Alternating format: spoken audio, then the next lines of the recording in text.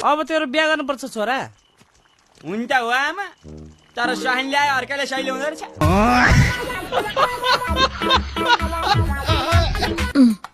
यसपालि पनि SLC fail भयो हैन? अनि जाँच यता दिन्छौ, उता पास कसरी हुन्छ त?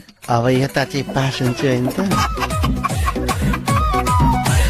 लुगा नापेर आएको कि आगो तापेर आएको? अनि पुष्पाजीले के माथि चढ भन्नुभयो। के भनिस्? रुखा माथि चढ भन्नुभयो।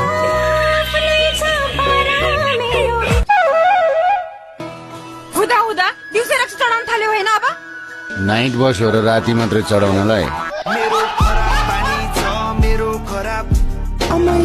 उडाएर ल्याइस् कि के हो? गङ्गा हो र उडाएर ल्याउनलाई। मैले धर्रा र घण्टाघरको लभ परे फर्स्ट टाइम देखेला।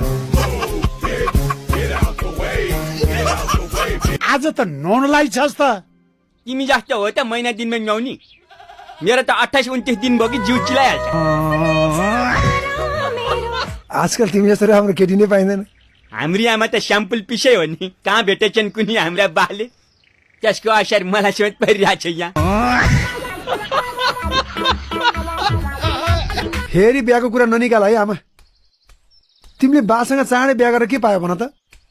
तलाई पाइन तलाई।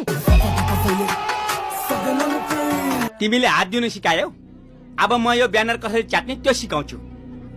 एक्सक्युज मी, नेपालीमा भन, अंग्रेजी बुझ्दिन।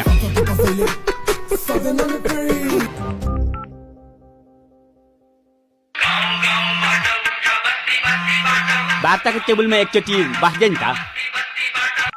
यो केटीलाई मेरो फोन नम्बर कसले दिएछ?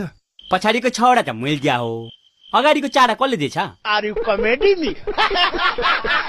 ओइ, भोलि तिमीहरूको बिहान के गर्ने प्लान छ भन त?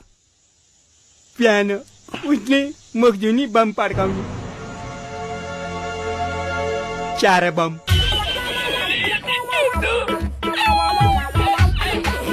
पानी त आउँछ। कहिले आउँछ? मरेपछि। आज मर्यो कान्छ, भोलि पानी खान्छ। प्लिज मलाई हेल्प गर्नु। बस। Thank you. सम्पूर्ण प्रसारण यही सकिन्छ। जय नेपाल।